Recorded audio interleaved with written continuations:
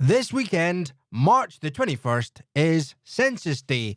Now, if like me, that is a date that you're aware of, but maybe not quite sure what the significance around the 21st is, well, my next guest knows all about it, as she is the Census Engagement Manager for Maidstone and Tunbridge Wells. It's Linda Neusten. Hello, Linda. Hello there, Jason, and thank you for inviting me. Right. So we know through the adverts that we've been running on our radio station actually that March the 21st is the Census Day. But can you tell us exactly what that means? Okay, to complete the census, we need to pin down a particular date, or else the information is coming from all sorts of different dates, which could skew the information. So, what do you need to do? We've got 21st of March as the actual date. Most people will have received their letter through the post now, which gives them a unique code. And with that code, you can go online to which is all explained in the letter and just complete electronically or digitally. However, that's just a preference. It's not actually required that you complete digitally. You can request a paper questionnaire. And again, there is a contact number to call on the letter that you would receive. And what is the census for? The census is a snapshot of our nation, England and Wales in this instance, that happens every 10 years. And it allows us to monitor changes in society, for organisations to look at ways of combating inequalities, and particularly important for the effective future planning at all levels of government for housing, school places, health services, and public services. And that's just for example. Yeah, and the last census was done. The last time a census took place was 2011. So now that we're in 2021, that information is seriously out of date and needs updating. So, as I said, it's important for everyone to participate to ensure that we have the right data moving forward for the next 10 years. Now, I haven't had a letter yet. Should I be worried or do I just wait until it turns up? If you've not got the letter and you're concerned, you can actually, again, by going onto the website, apply to have another letter, another code reissued to you. So that would supersede the first code. There are also ways that we can get a paper questionnaire to you through field teams. And again, contacting us through the ONS Help Centre. Now, the reason I had asked whether I should be worried or not is pretty much because my partner read somewhere that there was a fine for £1,000 if you don't complete it. And he's been going on about, oh, we need to do this and we need to do that. Now, basically, I'm saying to him, don't worry. We'll get it. We'll get the information. Don't panic. Am I right with that? You're absolutely right there, Jason. I would say the message is don't worry at this stage. Although the census date is the 21st of March, there is in fact a window of several weeks, which if you haven't completed it this weekend, you have the opportunity to complete.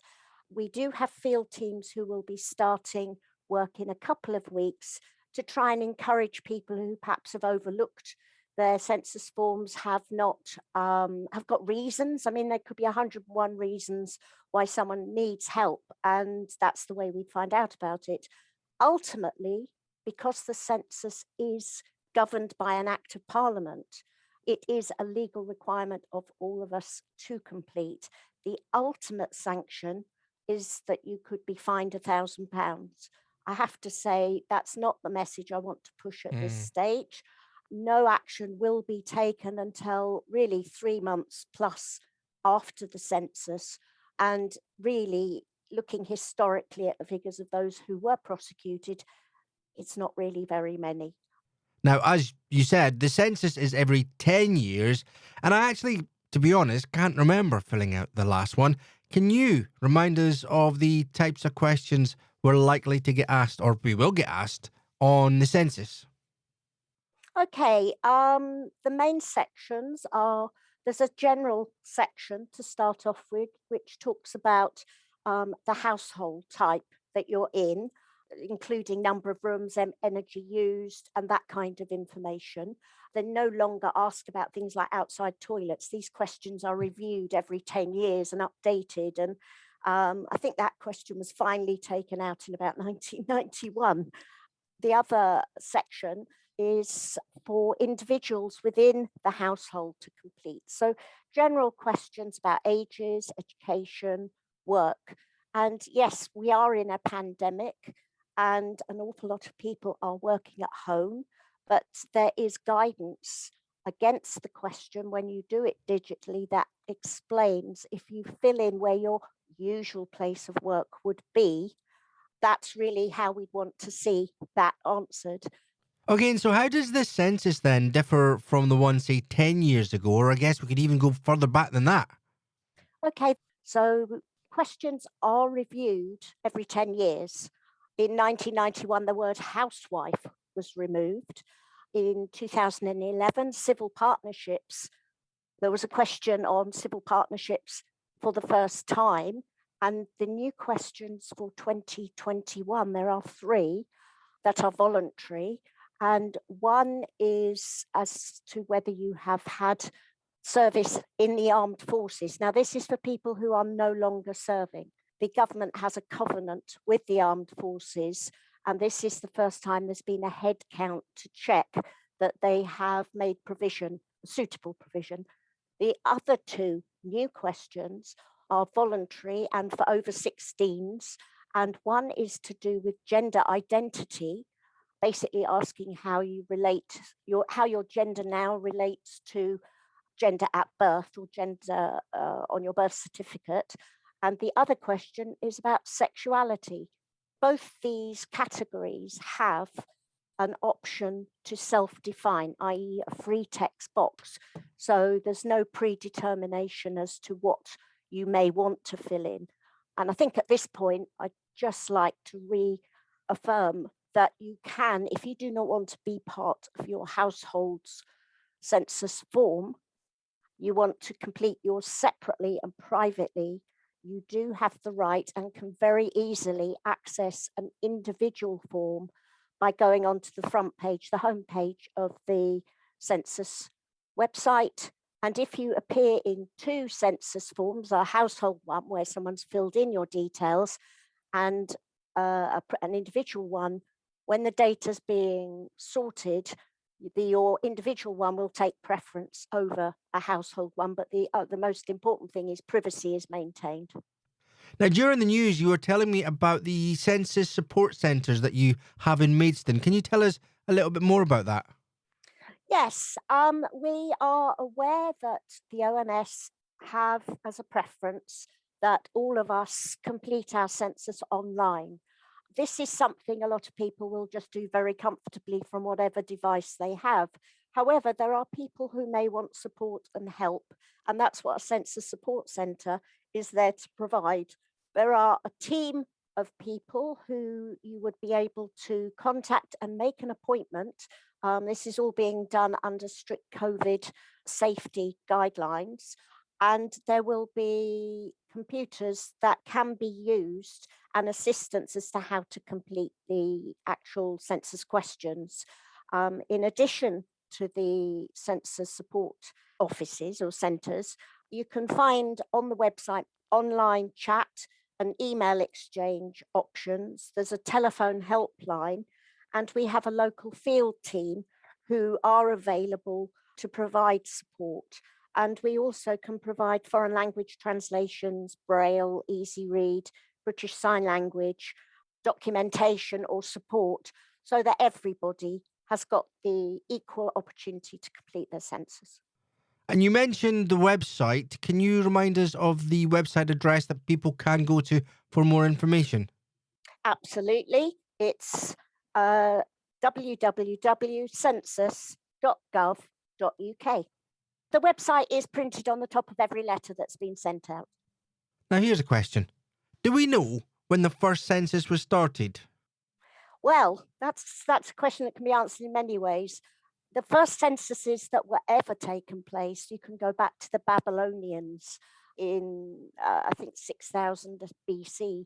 However, in the modern world, 1801 was the first modern census, and we've had one carried out every 10 years since then, with the exception of 1941, because we were at war at the time. And is any of this information that gets collated available for us to look and see how other people live? So let's just say I wanted to find out how someone living in 1931 was. Is there a website that I can look up and find out what they were doing, where they lived, how they lived, that sort of stuff? No, not yet. The census data, and this is an important message, the security around the data is again governed by an act of law, and also we have the GDPR that governs use of personal information. All personal information on a census form is stripped off and will be locked away for 100 years. Now, that means no one can access that information. That's no other government department, no police, nobody. So if you're around in 100 years, you will be able to pick up the information from this time census about your relatives, about your neighbours and things, but not for the time being. And living here in Maidstone, let's just say we wanted to find out about how things had changed in our local area. Is there anywhere we can go to find out about that? Do you know? There is a way of doing that. You cannot do that from the census website. There is another government website, NOMIS, NOMIS, which you can drill down even further than town level. You can drill down to sort of village and ward level. It's quite a heavy read. The county council are very good, so Kent are very good at issuing summaries of the census information for the county as and when they receive it. So as I say, that will be in just over a year's time. But, you know, if anyone doing personal research or wanting to look at stats about population breakdown and population demographics, I would point them to the NOMIS website. Okay, well, listen, that's been fantastically interesting. If people wanted to find out more about the census, about these support centres as well, where do they look? I would point you straight back to the website, www.census.gov.uk. The homepage is full of links to give you immediate support and help. And you can then drill down if you want to find out more about the background and what's gone into putting together the census that we'll all be involved with this weekend. I think the most important message I need to leave with everyone is, please, fill in your census form as soon as you can, and everybody needs to participate because the outputs will affect how all of us live, both locally and nationally in the future. Linda Neusten, Census Event Manager for Maidstone and Tunbridge Wells. Thank you very much indeed, and good luck on Sunday. And thank you very much indeed.